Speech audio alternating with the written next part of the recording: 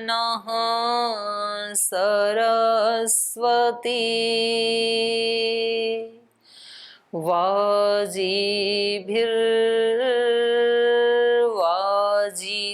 वाजिभिर्वाजिनीवती यज्ञं वष्टु धिया वसु ॐ अग्न आयाहि वीतये गृणानो हव्यदातये निहोता सत्सि बर्हिषि ॐ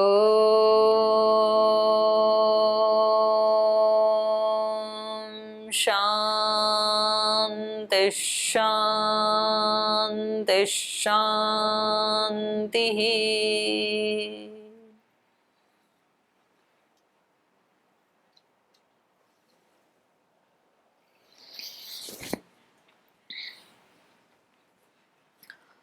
छांदोग्य उपनिषद का सप्तम प्रपाठक अध्ययन कर रहे हैं हम, और यहाँ उपदेश की शुरुआत हुई थी जो शब्द प्रमाण है उससे। शब्द प्रमाण अपने आप में बहुत बड़ी शक्ति है, लेकिन उससे भी बड़ी शक्ति वाणी की है, क्योंकि वाणी ही उन शब्द प्रमाणों को, उन शब्दों को अभिव्यक्त करती है। और वाणी से भी बड़ी शक्ति है मन की, क्योंकि वाणी में वही आता है जो मन में विचार उठते हैं। और मन से भी बड़ी शक्ति संकल्प की है, क्योंकि जैसा संकल्प होता है वैसे ही हमारे विचार उठते हैं।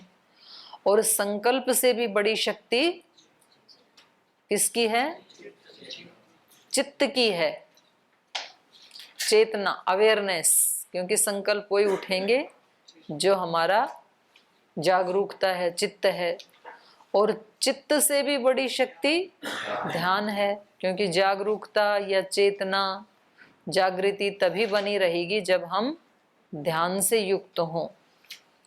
और ध्यान से युक्त हम तब रह सकते हैं जब विज्ञान हो, विशेष ज्ञान हो, तो व्यक्ति ध्यान पूर्वक रहेगा। तो ध्यान से भी बड़ा विज्ञान है, लेकिन विज्ञान भी मस्तिष्क से ही संबंध रखता है। इसलिए विज्ञान से भी श्रेष्ठ बलवान होना है, क्योंकि विज्ञान तो एक तरह का बल हो गया, और बलवान उसको कहा जाता है जिसके पास विविध प्रकार का शक्तियों का संग्रह हो। और बलवान व्यक्ति तब बनता है जब वो अन्न को खाता है। माने जो जो उसको बल चाहिए, उस बल को बढ़ाने वाला अन्न उसको खाना है। और अन्न तब उत्पन्न होते हैं जब जल बरसता है, तो जल को भी ब्रह्म समझो। और जल तब बरसते हैं जब पहले तपता है, तेज की उत्पत्ति होती है। इसलिए जल से भी बड़ा तेज है। और तेज आकाश में रहते हैं, इसलिए आकाश तेज से भी बड़ा है, क्योंकि उनका आश्रय है आकाश। तो ये आकाश सब जगह व्याप्त है। तो नारद ने पूछा कि इससे भी बड़ा कुछ है या नहीं? तो ऋषि ने बताया कि नहीं, आकाश से भी बड़ी स्मृति है, क्योंकि स्मृति है तो आकाश पाताल ये सब हैं। यदि स्मृति नहीं है तो हमारे लिए पिंड का, ब्रह्मांड का कोई अस्तित्व नहीं है। तो फिर बताया कि स्मृति से भी कुछ बड़ा है क्या? तो उन्होंने कहा कि हाँ, स्मृति तो केवल भूतकाल से संबंध रखती हैं, क्योंकि स्मृतियां भूतकाल की होती हैं। लेकिन आशा का संबंध भविष्य से भी होता है। आशा के बल पे ही व्यक्ति बहुत आगे बढ़ जाता है, सभी कर्म करता है। हारा हुआ व्यक्ति भी खड़ा हो जाता है कुछ करने के लिए, तो वो आशा के बल पे ही खड़ा होता है। तो आशा उससे भी बड़ी है। आशा व्यक्ति के अंदर कब उत्पन्न हो सकती है? जब वो जिंदा हो। तो इसलिए प्राण जो हैं वो आशा से भी बढ़ करके हैं। तो हमारे जीवन का जो मूल आधार है वो कहाँ ला के छोड़ा ऋषि ने? प्राण के ऊपर। और कह रहे हैं कि ये प्राण ही हमारी सब प्रकार से रक्षा करते हैं, माँ की तरह, पिता की तरह, भाई की तरह, बंधु की तरह, सखा की तरह। तो इसलिए इन्होंने बताया था कि ये जो प्राण है ये ही सब कुछ है। प्राणः पिता, प्राणो माता, प्राण भ्राता, प्राण स्वसा, प्राण आचार्य, प्राण ब्रह्मण इति। यही ब्रह्म है। और इसकी महिमा बताते हुए इन्होंने एक उदाहरण दिया था कि लोक में जैसे कोई अपने माता पिता को थोड़ा भी उल्टा बोल दे, कोई अशिष्ट आचरण कर दे, तो लोग उसको धिक्कारते हैं कि भाई तुम्हें धिक्कार है जो तुम अपने बड़ों के साथ ऐसा व्यवहार कर रहे हो। तो कह रहे हैं उसमें बड़े कौन है, वो प्राण ही बड़ा है।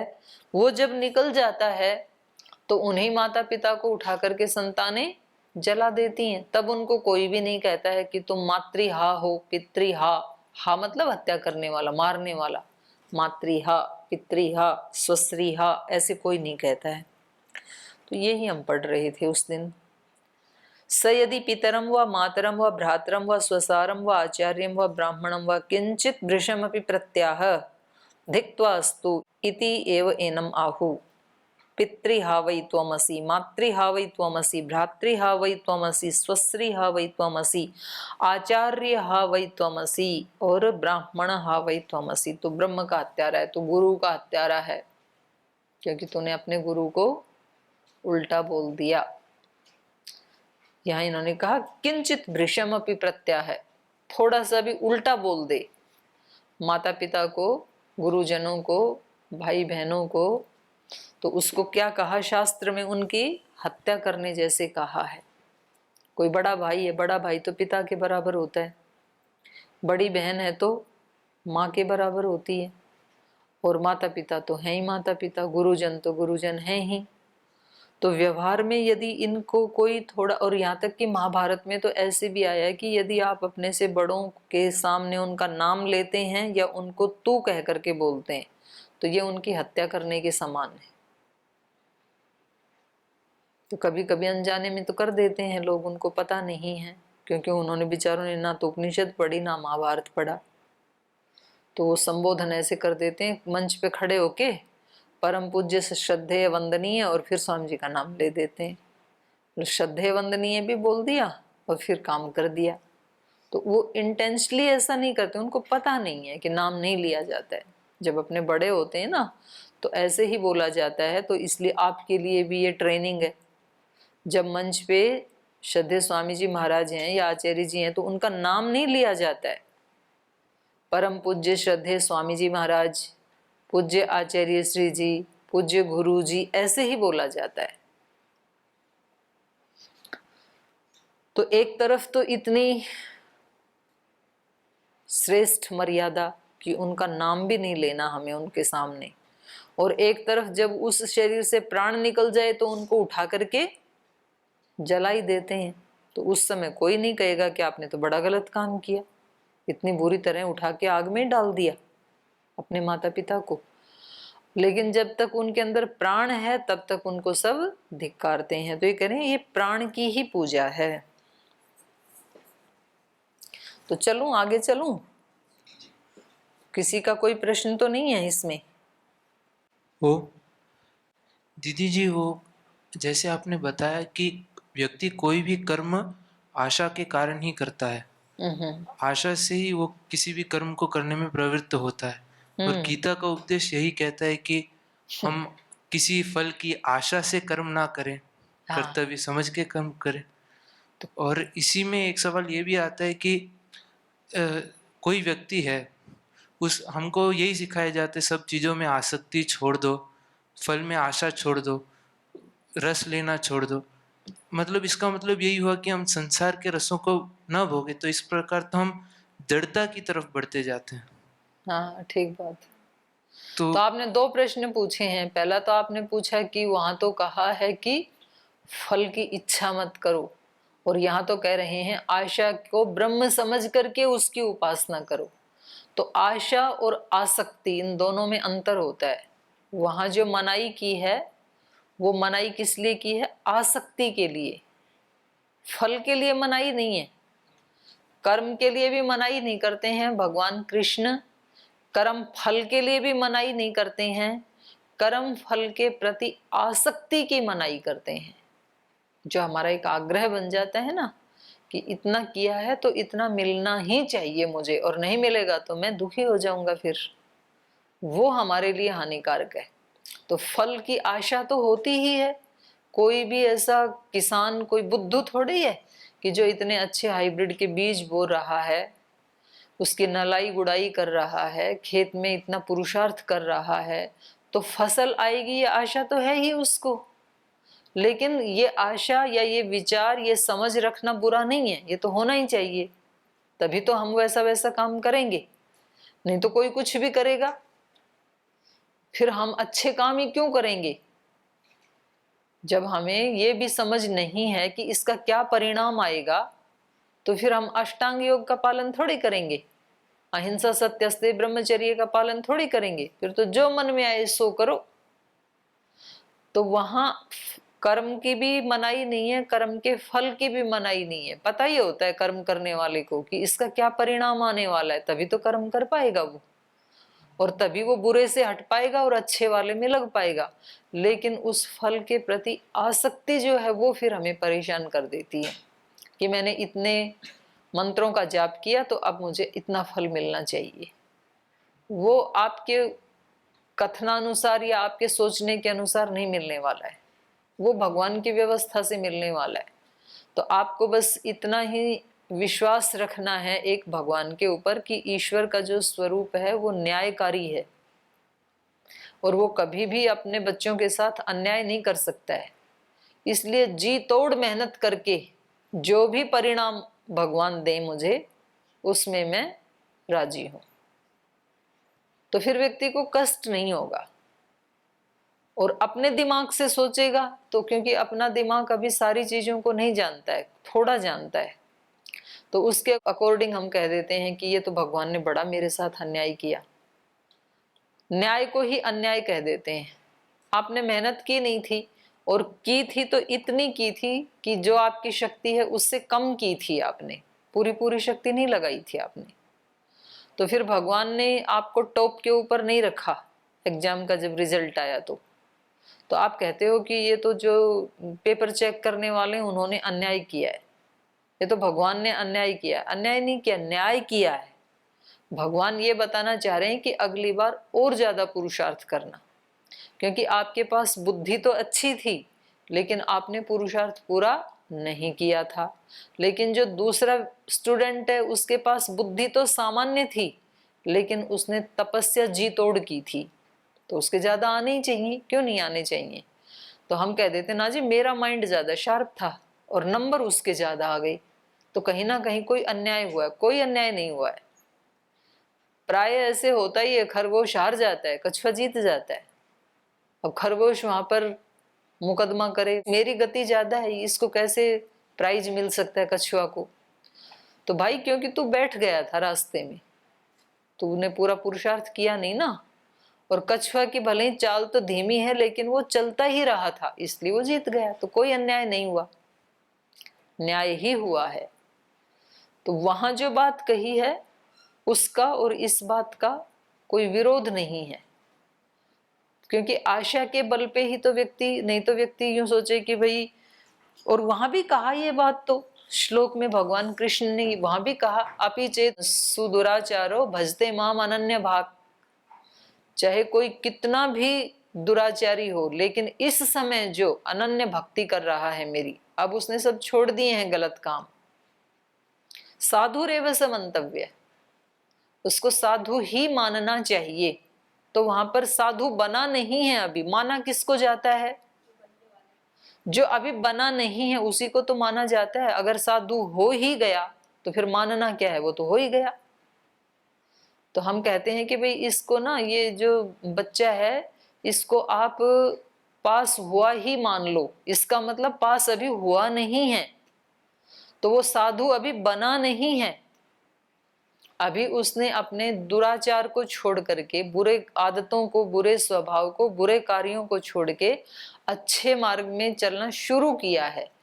लेकिन उसका फैसला अब एक तरफा है, कि अब इसी मार्ग पे आगे बढ़ना है, अपनी योग्यताओं को बढ़ाना है और उनको फिर समष्टि की सेवा में लगाना है। तो ये सम्यक व्यवस्थितो ही से उसने अच्छी तरह से अपने आप को भगवान के साथ नियुक्त कर लिया है। तो अब उसको क्या मानो? साधु रे, उसको साधु ही मानो। तो अगर ये आशा ना हो तो जो व्यक्ति बहुत दुराचारी हो गया, बहुत नीचे गिर चुका है, तो फिर उसके सामने तो फिर सारा अंधेरा, वो आगे कैसे बढ़े? वो आशा के बल पे ही आगे बढ़ता है। वो कहता है कि आज तक मेरे अंदर कितने भी दुर्गुण थे, दोष थे, लेकिन मैं इनको हटा दूंगा और आगे आने वाले भविष्य में मैं अपने आप को निर्मल बना लूंगा, मैं एक आदर्श साधक अपने आप को बना लूंगा। ये आशा ही तो हमें आगे बढ़ाती है। तो ये हमारे पास एक बहुत बड़ी शक्ति है भगवान की दी हुई। तो इन दोनों का आपस में कोई विरोध नहीं है। ठीक है। दूसरा प्रश्न, रस आसक्ति को छोड़कर जड़ता की ओर, मतलब कोई व्यक्ति, किसी व्यक्ति रसवर्जम रसोप्यस्य। अब रस तो आप लोगों ने छोड़ दिए, जो संसार के विषय होते हैं, शब्द स्पर्श रूप रस गंध, गुरुकुल में आ गए तो स्थूल रूप से तो छूट ही गए सारे विषय। लेकिन उन विषयों के अंदर जो रस दिखाई देता है, जो सुख दिखाई देता है, आसक्ति दिखाई देती है, वो तब जाएगी। तस्मिन् दृष्टे परावरे। जब आप उससे बड़ी किसी चीज को देख लोगे ना, तो वो चीज फिर फीकी पड़ जाएंगी। और यदि वहां से तो आ गए और बड़ा कोई आनंद पाया नहीं, तो बार बार मन वहीं लेके जाएगा। फिर बीच बीच में आपको वहीं सुख दिखाई देने लगेगा। एक बार तो भाग के आए वहां से, वहां दुख दिखाई दे रहा था इसलिए भाग के आई, और यहां आकर के नया कुछ भी प्राप्त किया नहीं, तो फिर मन कहेगा अरे वहीं ठीक थे।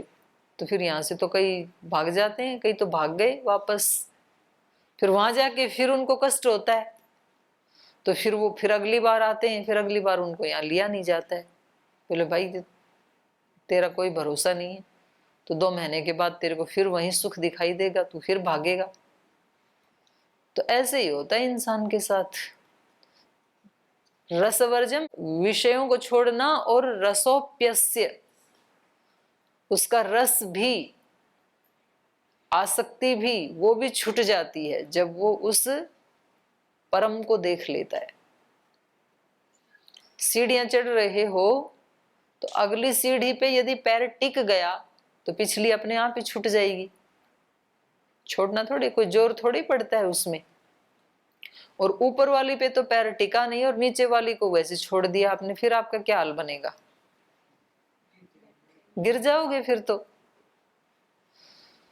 तो हमें श्रेष्ठ श्रेष्ठ तत्व को पाने के लिए प्रयत्न करना है, लेकिन इसे छोड़ने के लिए प्रयत्न करने की आवश्यकता नहीं, वो अपने आप छूटती है। हाँ, छूट जानी चाहिए। प्रयत्न पूर्वक छोड़ने की आवश्यकता नहीं है। नहीं नहीं, प्रयत्न पूर्वक पाने की कोशिश करो, पाने की, ऊपर वाले को। छोड़ने की आवश्यकता नहीं। छूट तो अपने आप जाएगा, वो मिल जाएगा। तो इसलिए तो बोला उर्वा रुकमिव बंधनात् मुक्षीय माँ अमृतात्। भगवान हमें पाप से कैसे बचाओ? उर्वा रुक्म इव। जैसे खरबूजा जब पूरा पक जाता है तो अपने आप ही डाल से अलग हो जाता है, देखा कभी? हाँ, तो जिन्होंने देखा तो अच्छी बात है, जिन्होंने नहीं देखा तो उनके लिए ये जानकारी है कि वो बेल में लगा रहता है। जब तक हरा है खरबूजा तब तक वो उसके साथ जुड़ा रहता है, लेकिन जब वो पूर्ण रूप से पक गया तो अपने आप ऐसे अलग हो जाता है। तो जब मनुष्य पूर्ण रूप से शुद्ध हो गया, सात्विक हो गया, धर्मात्मा हो गया, तो वो पापों से अपने आप ऐसे अलग हो जाता है। और फिर जब कोई किसान खेत में जाता है ना, तो उसको सुगंध आने लगती है उसकी, वो सुगंध से खींचता है उस व्यक्ति को अपनी तरफ, और वो जाके देखता है सुगंध आ रही है, खरबूजा कहीं तो पका हुआ है, और वो जाके उसको ढूंढ लेता है और उठा लाता है और खा लेता है।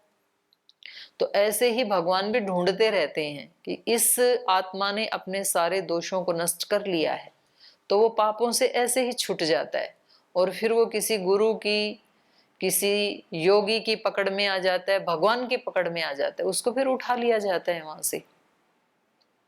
तो उसके आसपास भी पाप का माहौल ही नहीं रहेगा।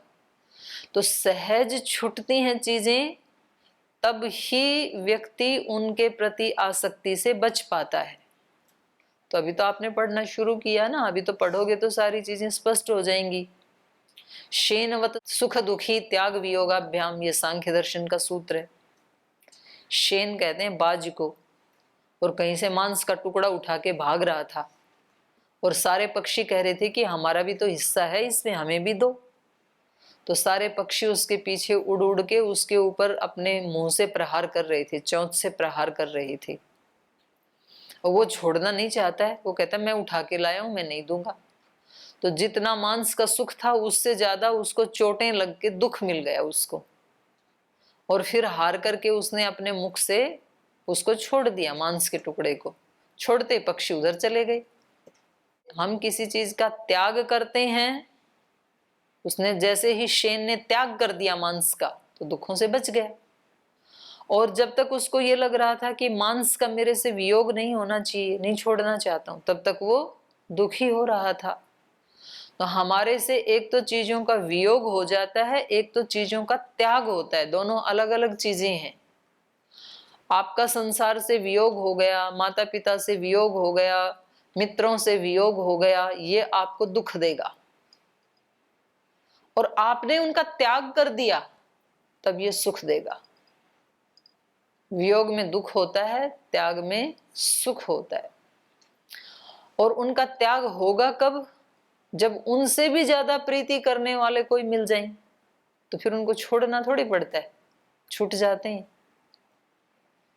बचपन में जिन प्लास्टिक के खिलौनों से खेलते थे वो कहाँ हैं अभी? हैं किसी के घर में रखे हैं? कहाँ चले गए? कहाँ गए बोलो तो? हैं? बोल जी पता ही नहीं है, हमें तो याद ही नहीं है कौन से खिलौने थे, वो कहाँ गए, कुछ नहीं पता। तो उनके लिए कम से कम कष्ट तो मना लो कि जिस गेंद को सिरहाने के नीचे रख करके सोते थे रात को भी, कि कोई मेरी गेंद को छीन ना ले। बहनें अपने डोल को अपने सिरहाने रख के सोती हैं कि कोई छीन ना ले, और अब वो गेंद है नहीं, अब वो डोल है नहीं, तो कम से कम कष्ट ही मना लो कि कहाँ गई इतनी प्यारी चीज थी हमारी। बोल जी उसका क्या कष्ट, वो प्लास्टिक के थे, उससे तो अच्छे अच्छे खिलौने मिल गए। वो तो नकली वाली बाइक थी जो चलाते थे, छोटी सी खिलौने वाली, अब तो असली वाली मिल गई। तो असली वाली बाइक मिलने पे नकली वाली के लिए आंसू बहाता है कोई? कभी नहीं बहाते हैं। बोले वो तो छला हुआ था, वो कोई बाइक थोड़ी थी, उस पर सवारी थोड़ी कर सकते थे, अब तो असली वाली मिल गई। तो जब हमें ये शास्त्र पढ़ के इनका जो अर्थ है इसकी अनुभूति अपने अंदर हो जाती है, एक छोटे से अंश की भी हो जाती है, संसार के विषय बिल्कुल फीके पड़ जाते हैं, छोड़ने नहीं पड़ते, छूट जाते हैं। व्यक्ति को कोई करोड़ रुपए देकर के भी वो विषय उपलब्ध करवाना चाहे तो भी ये व्यक्ति ठोकर मार देगा, जिसने इसका आनंद चख लिया है तो, और नहीं तो फिसल जाएगा। दोनों ही स्थिति हैं।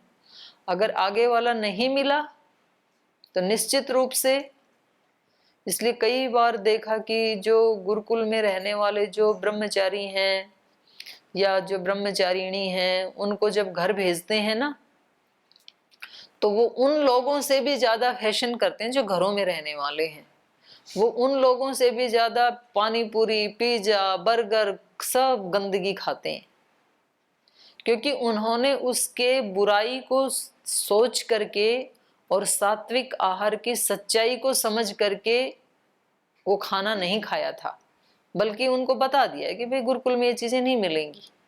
तो आकर्षण बना रहा उनके प्रति, इसलिए बाहर जाते ही पहला काम वो ही करते हैं। और जब ये सोच लिया, उसको अंदर से पता लग गया कि इसमें कोई प्रोटीन नहीं, कोई विटामिन नहीं, और बल्कि एसिडिटी और बढ़ाते हैं, और बल्कि किसी के गंदे हाथ से पता नहीं कौन सा वायरस आ जाए, पेट को भी खराब करेगा, मेरे पूरे उसको ही खराब कर देगा, शरीर को ही, वो कभी भी नहीं पिएंगे। उनके लिए आप रेडी भी सजा भी दोगे ना तो बोलने ये नहीं, कोई फल की कोई रेडी है तो बताओ, हम फल खाएंगे। तो एक व्यक्ति ने त्याग किया है अपनी समझ से, उसका उसको दुख नहीं होगा। एक व्यक्ति से वियोग करवा दिया गया उसका जबरदस्ती। तो ऐसे होता है, ये चीजें छोड़नी नहीं पड़ती हैं, चीजें तो छूट जाती हैं। तो ये तो आप दूसरे प्रसंग की तरफ लेके गए। चलो अब उपनिषद में आ जाते हैं। प्राण की महिमा बता रहे हैं ऋषि हमें, इसी को ही बता रहे हैं। अगले 3 नंबर मंत्र में बता रहे हैं, अथ यद्यपि एनान उत्क्रांत प्राणान शूलेन समासम व्यतिशम दहेत न एवं एनम ब्रूयुः पितृहा असि इति न मातृहा असि इति न भ्रातृहा असि इति न स्वस्त्रीहा असि इति न आचार्यहा असि इति न ब्रह्मणहा असि इति। और कह रहे हैं कि जब ये जीवित माता पिता या गुरुजनों का अपमान करता है तो सब इसको धिक्कारते हैं कि आप तो इनके हत्यारे हो, गुरु हत्यारे हो, माता के हत्यारे हो, पिता के हत्यारे हो, बहन के हत्यारे हो। अथ यद्यपि एनान उत्क्रांत प्राणान, और जब इन प्राणों का उत्क्रांत हो जाता है, ये जब निकल रहे हैं शरीर से, ये जब चले गए हैं, तब शूलेन समासम, शूल वो लकड़ी के ऊपर एक वो बांध लेते हैं स्मशान घाट में जब जाते हैं तो वो इधर उधर अग्नि बिखरती है ना, तो फिर उसको ऐसे इकट्ठा करते हैं कि पिता कहीं थोड़ा सा भी बिना जला ना बच जाए, पूरा का पूरा भस्म हो जाना चाहिए। और फिर एक बांस रखते हैं हाथ में, सब तो अंग प्रत्यंग जल जाते हैं, ये थोड़ा मजबूत है, सिर पे जलता नहीं है। तो नहीं जले तो इसमें ये खतरा रहता है कि कुछ तांत्रिक उठा ले जाएंगे इसको, मनुष्य की खोपड़ी को, और फिर उसका वो जो भी दुरुपयोग करेंगे। तो कहते हैं नहीं, इस सिर को छोड़ना नहीं है, तो इधर इसको चोट मारते हैं फिर जोर से, तो उसके 2 भाग हो जाते हैं, खुल जाता है सिर, तो फिर जल जाता है आसानी से। बताओ, जिन बच्चों के लिए इतनी खुशियां मनाई पैदा होने पर, बैंड बाजे बजाए गए, गीत गाए गए, दान दहेज दिया गया, वो ही पुत्र आज पिता के सिर को खोल दे रहा है बांस मार करके। लेकिन कोई भी उसको ये नहीं कहता है कि तुम पिता के हत्यारे हो। तो क्योंकि पिता तब तक ही थे जब तक प्राण था। प्राण ही पिता है, शरीर पिता नहीं है। प्राण ही माँ है, शरीर माँ नहीं है। तो कह रहे हैं वो शूल से समासम, उसको इकट्ठा करता है, इधर उधर बिखर गया कहीं, तो उसको कोई भी नहीं कहेगा। समासम व्यतिशम दहेत, इकट्ठा करके, और व्यतिशम, उसको इधर उधर उल्टा पुल्टा भी करता है। मतलब एक बार अग्नि लगा के और अंत्येष्टि संस्कार के मंत्र बोल करके बाकी तो आ जाते हैं, बोले भाई अब इसको जलने दो,